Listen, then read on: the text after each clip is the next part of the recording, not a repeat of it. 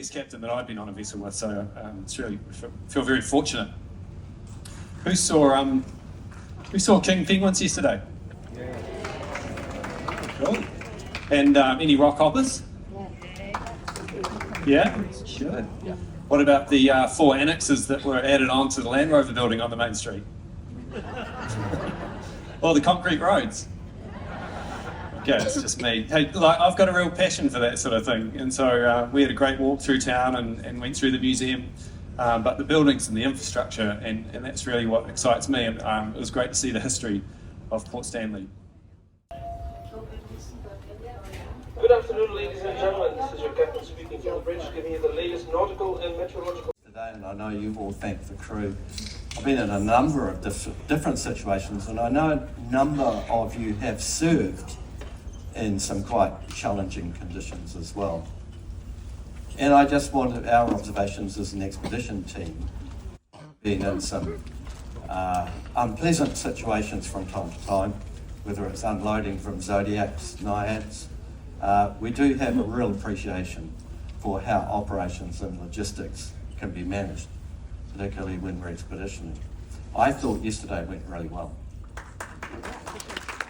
Hey, 3 pivots. It's gonna be 1, 2, and 3. And the number 3, gentlemen, you need to put your right leg just in front of her. 4. Got it? That's the, sorry, this is still number 3. In the number 3, I put my right in front of her. We're still on our right foot, okay? Okay? So, ladies. Again, it's asking me to pass over, and the only way I can pass over is I can't trip over, so I have to pass over. Literally, I have to lift my foot up. Yeah, just lift it up and pass over. That's number 4, and then 6, 7, 8. 1, 2, 3, 4, 5. 1, 2, 3. Make the pause. Bend elements. This is the elements for the leaders. Next. Pass. Slow. 6, 7, 8.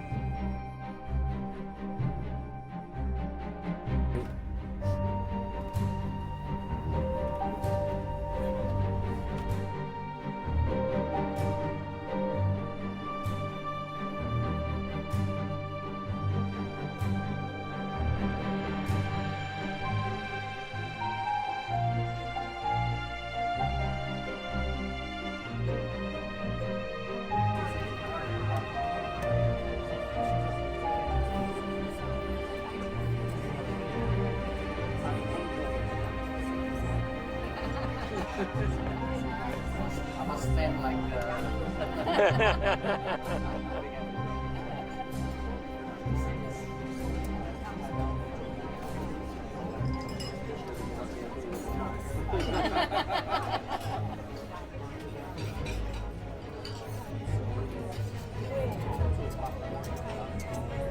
No pressure, but we're all looking at you. Even this wasn't looking at you. send it to the YouTube. Timer. Just checking how fast you are.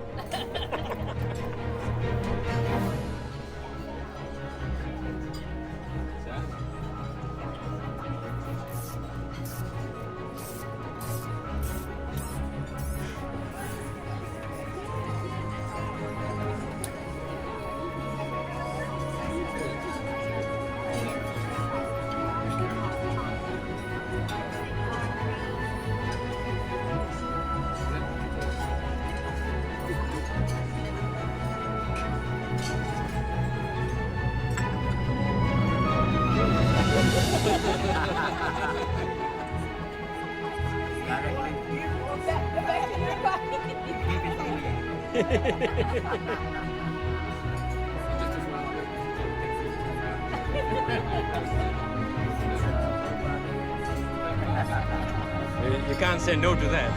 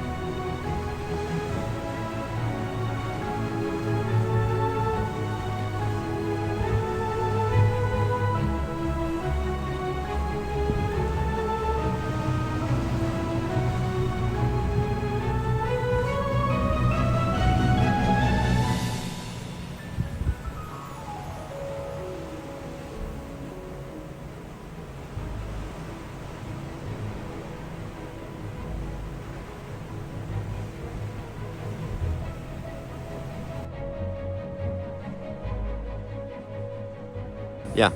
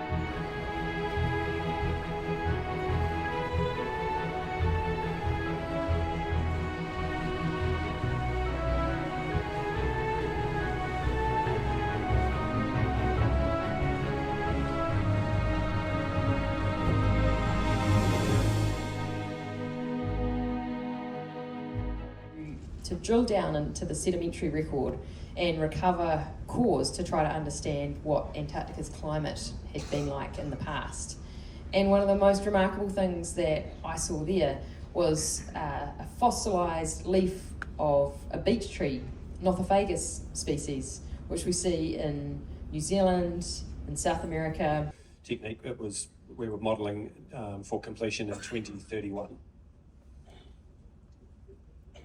And that's fairly normal. You know, we also looked at South Pole and some other stations, and those durations, they're very long, but that's just what it takes. Graham and I, we were working on quite a simple exercise, and we used this example of it's 4 years to do the most simplest thing, because you've got a year of planning, then you have a year of getting things to Antarctica, you have a year of doing the task, and then the year of taking your waste and you know, machinery and so on back home.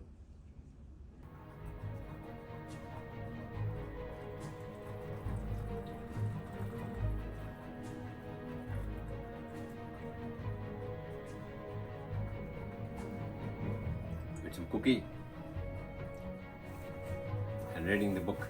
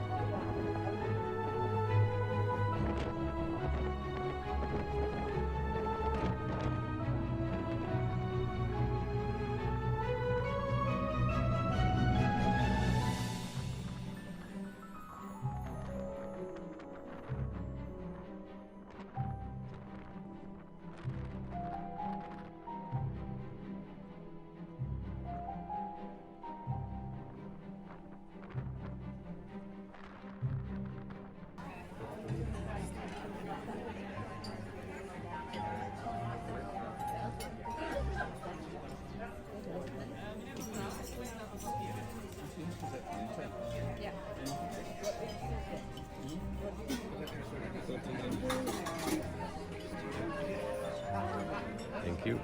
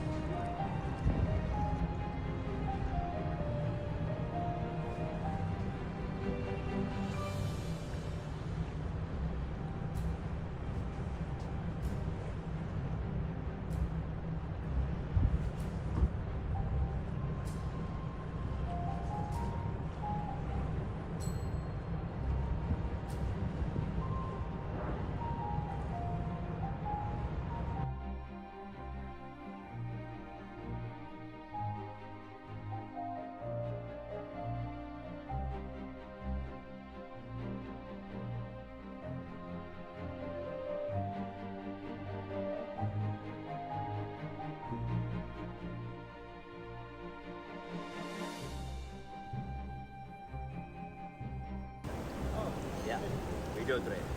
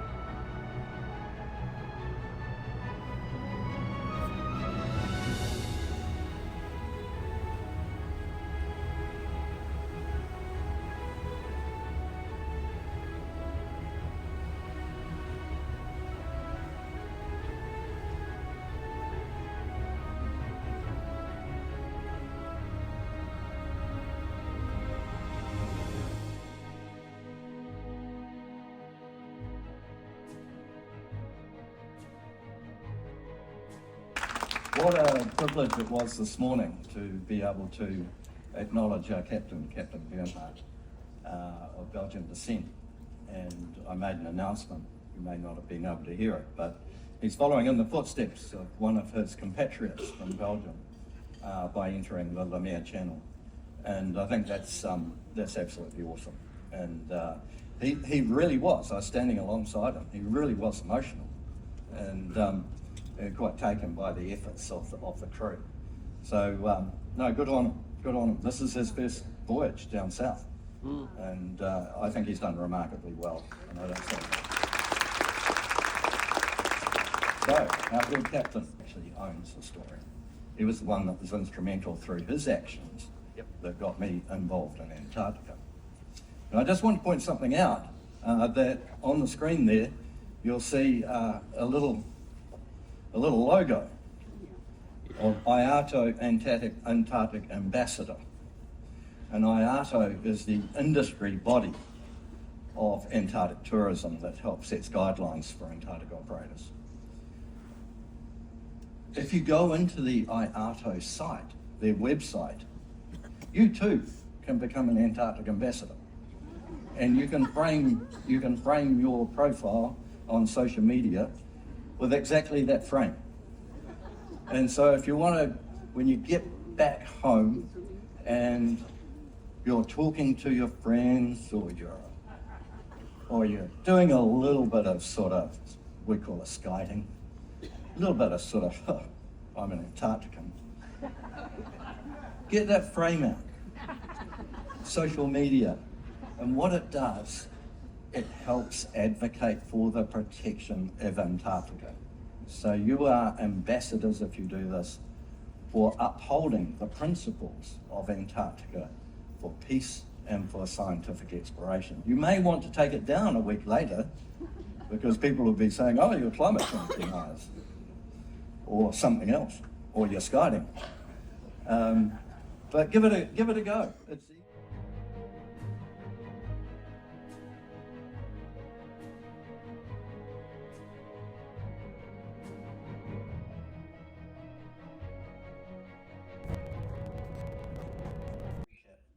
for about 8 minutes, 10 minutes, and then we'll go into questions and answers. So, Simon. Thanks, Graham. Good afternoon, everyone. So just to recap on yesterday and the planned route versus actual and the definition of an expedition. So we have had quite a few changes, just as the likes of this morning when we've approached to channel and the local conditions, particularly around sea ice, were too difficult for a vessel of this size and specification to carry on through the Lemaire Channel, and we saw that yesterday as well. So this was from the captain's presentation earlier in the week, and was really a summary of what we had planned to do yesterday. Some of you may have noticed some of the bird life around. Most of them are petrels of a number of varieties, the snow petrels or Wilson's petrels. But it is good to see bird life around. But the main highlight and the start of the day was going into Charlotte Bay. And that's where we saw a number of whales. These were humpback whales. They grow to 16 metres for the male and 17 metres for the female. They're a really large whale, and they dive to great depths. They're a baleen feeder, so they have a big sieve essentially in their mouth, and they live off small fish, krill, and other small things within the water. This one happens to be an IATO Antarctic Ambassador, which Graham spoke about this morning. And this is a really good way that you can get back and promote the sustainable tourism particularly of the Antarctic Peninsula. And if you want to know more information, then any three of us are happy to have a chat about that. So you can see this one is putting its flipper up, it's saying hi, and some, if they were fortunate enough, saw them breaching. So that's where the humpback whales come right out of the water and they crash down as well. This is the tail flipper in a really classic and common photo, and typically the humpback whales do that just before they dive down. great crowd out on the bow of the ship, and I'm sure many got some great photos, and it's the most whales that I've ever seen in one area. It was just teeming with whale life, which was great to see, and they were feeding.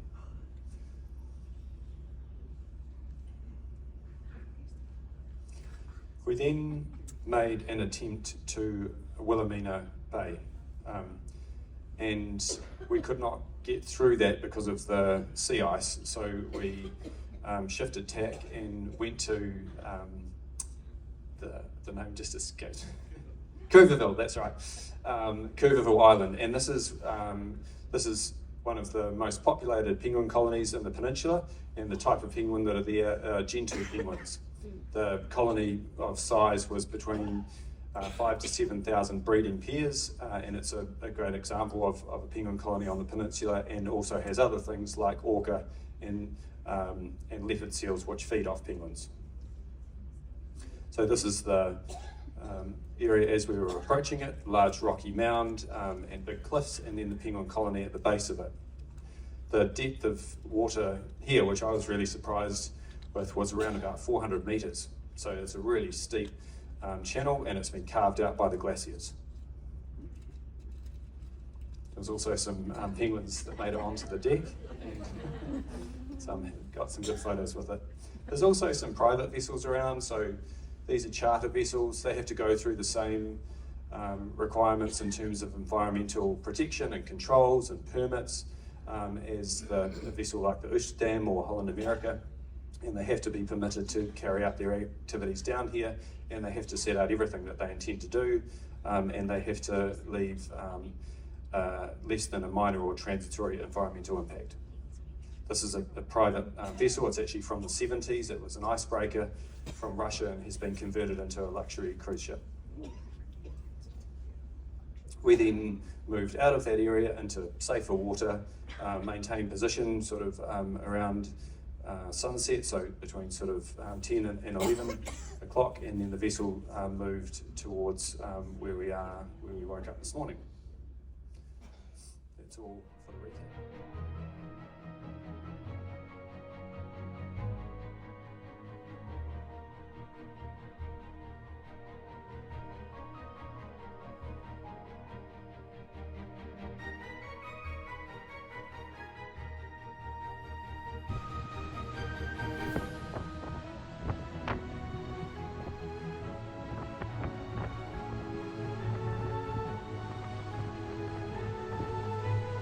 Tomorrow we've got a packed day at sea. We've got a culinary demonstration at 9 at the Rolling Stone. We'll be talking about Ushuaia at 10, and our Antarctic Experience team will have their last presentation at 2. So plenty to do, and also tomorrow is going to be our orange party tomorrow night. So try to find something orange, even if you don't have it. I don't know why I always ask you guys to wear a tie. This is the first.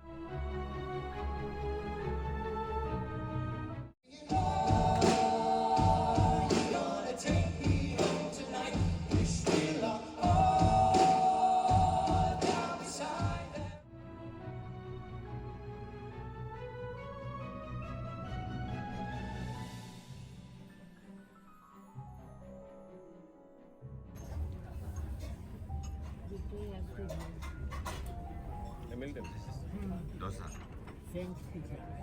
Kau kunci? This is egg scrambled. Kau kunci. Muppet crab.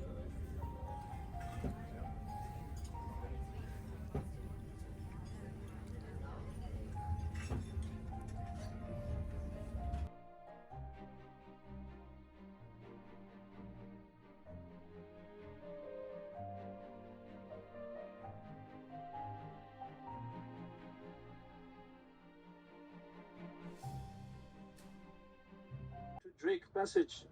Our noon position was 60 degrees, 53 minutes south, and 065 degrees, 33 minutes west. Currently, the Amsterdam is cruising along with a speed of 14 knots on a northerly heading in the South Atlantic Ocean. Technically, we are still in the polar region. Depth under the keel, 2,800 meters or 9,000 feet. Since departing Port Stanley, we have traveled 1,482 nautical miles with an average speed of 12 knots. To reach Ushuaia, we still have to cover another 471 nautical miles. An update on our arrival and departure times for Ushuaia. We will be alongside at 6 a.m. in the morning instead of 9 a.m. so we can start our refueling or bunkering process. I have also decided to leave an hour later at 16:30 instead of 15:30. This means our port stay has been extended by a total of 4 hours, so I hope you will enjoy the extra time ashore. The weather this evening, partly cloudy skies with a Balance back after the beautiful calm waters of the Antarctic Peninsula. This afternoon, I'm going to talk to you a little bit about surviving and thriving in Antarctica. We've been on this voyage just cruising around the edges and having a real treat looking at different kinds of wildlife, the spectacular landscapes, the huge glaciers and towering rock formations that rise up out of the ocean. It has been absolutely fantastic. But today is just a little bit of an opportunity to provide you some insight into what it's like to work away from Antarctic stations, away from facilities and supplies in remote field areas. Very, but yeah.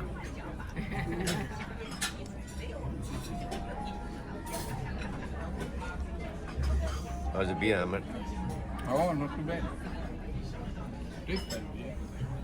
How is it? -00 beer. Yeah, H20.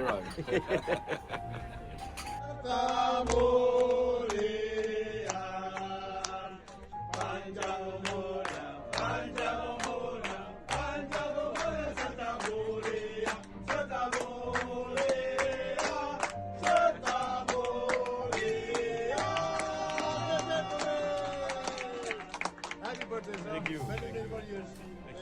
Is it about?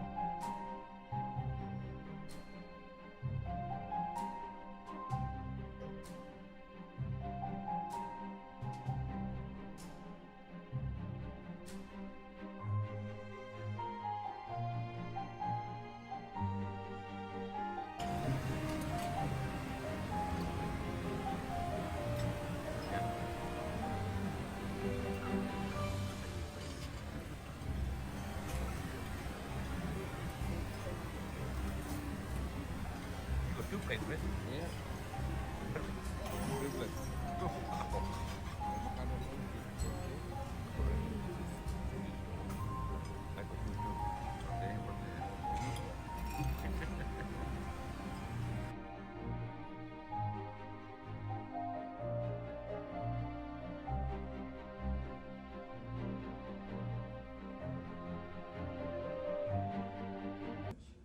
which is really about self-rescue. I'm not going to go into all of the detail around the preparation for the Trans-Antarctic expedition that he launched. It was loftily called the Imperial Trans-Antarctic Expedition. Partly the Imperial, I think, to try and get some level of nationalistic support to undertake his expedition. I'm not going to go into all the details of preparation, but what I am going to do is give you some context, and then I'll pick the story up as to how Shackleton and his being got into some difficulty that turned out to be one of the greatest survival stories. A few new adventures without perhaps getting stranded on Elephant Island. But what we would like to do is, thank you. We'd like to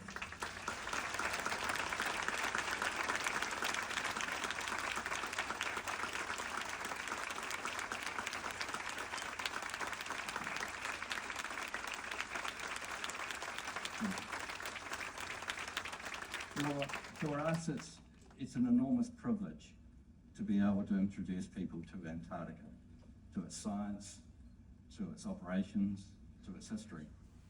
And you have been a fantastic group of people to be able to do that with. You've been inquiring. Yes, you've asked the same question a number of times. Yes, you've asked some questions that sometimes we go, oh, really? That's interesting. Haven't had that one before. But you have taught us as well, just as you have learned. And we just wish you the best. I also want to thank my colleagues for putting on such a great performance, such great talks.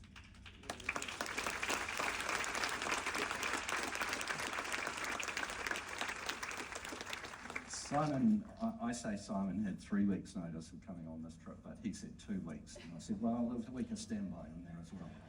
So, and then Fiona, we've always intended to get Fiona back over into here. So, where we've been, I'll give you a quick recap of where we've been. We joined you in Buenos Aires. A little fact, and this is the fantastic thing about doing these trips, is that when second time in Buenos Aires, and I learned that my name, my surname, is the same spelling as what Aires originally was for Buenos Aires. So it means wind, but don't sort of read anything into that, okay? Apparently there was a very good wind that supported sailing ships coming into the harbour. So Buenos Aires, Falklands, wasn't that fantastic? Through down to Elephant Island, and then we tracked over to see A23A, and then we went around into Hope Bay, part of the Shackleton story. We saw the Argentine base. We went round to Charlotte Bay, and then we tried to get into Wilhelmina Bay, not successful, and then we came around into Cougarville Island, where all those penguins were, which was fantastic. And then Palmer Base, we've got the Zodiac out, cheering and yelling, and somebody said, throw us an avocado. And then we've tracked back up north, and now you've done the Great Passage. So the other people that we do want to thank, and want to acknowledge the entertainment director, Cheryl Stone, who's been one of our key contacts for being on main stage, or she has been our key contact. She's very, very good, and we've enjoyed working with her. We've enjoyed working with the bridge crew, and the crew right through the ship have been fantastic, I think.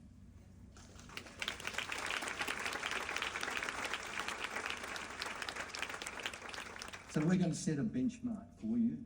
We get off the ship in Punta Arenas and got another expedition team. If anybody wants to travel with me south again on the 13th, join us. I've got a new team coming in, but we're going 10, 11 days trekking in Patagonia and in between the times. So we're going to have a good time there. That's why I'm setting the challenge for you. You're all travellers, and please enjoy your adventures. I know we certainly will. And who knows, we may see you in New Zealand sometime, or we may see you on a ship somewhere or other in the ocean. But it's our turn to applaud you, so thank you.